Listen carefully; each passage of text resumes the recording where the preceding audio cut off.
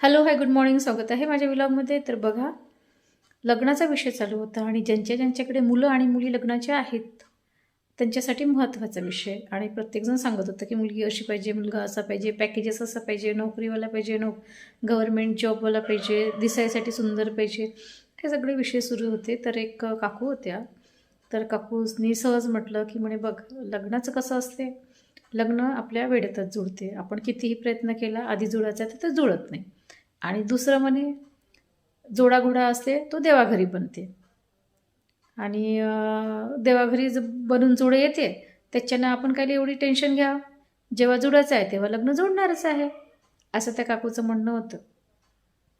मग मी दोनदा विचारलं, काकू सगळेच जोडे स्वर्गात बनते का, सगळेच बनते का? तर म्हणे हो, आम्हाला एवढं माहीत आहे म्हणे बाई, की आम्ही आधीपासून ऐकत आला आहो की जो जोडाघोडा असते ते स्वर्गातच बनते. मग आता हा जोडाघोडा सगळे जर जोडे घोडे स्वर्गात बनत असतील तर मग माझ्या डोक्यात एक प्रश्न आला. म्हटलं, जे लव्ह मॅरेज करतात त्याची जोडे घोडे कुठे बनतील?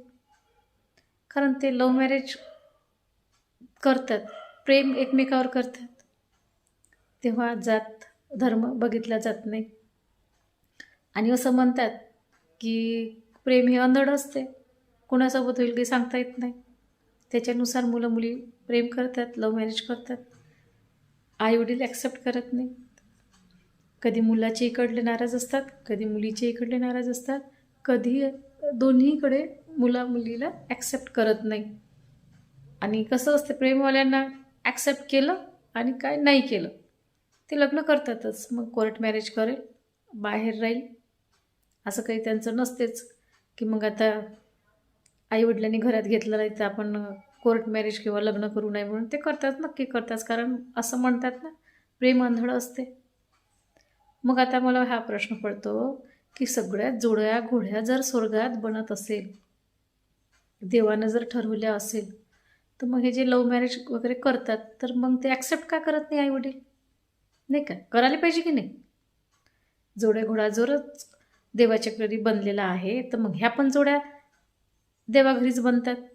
आणि मग जर ते देवाघरी बनत असेल तर मग हे ॲक्सेप्ट केलं पाहिजे. आणि जर मग लव्ह मॅरेजवाल्या जोड्या ह्या देवाघरी जर जुळत नसेल की ते बनवत नसेल तर मग त्या बनवते कोण, हाही प्रश्न आहे की नाही प्रश्न? मला असे अनेक प्रश्न पडतात. तुम्हालाही पडतात का? पडत असेल आणि उत्तर असेल तर नक्की सांगा, कमेंट्स करा, लाईक करा, शेअर करा.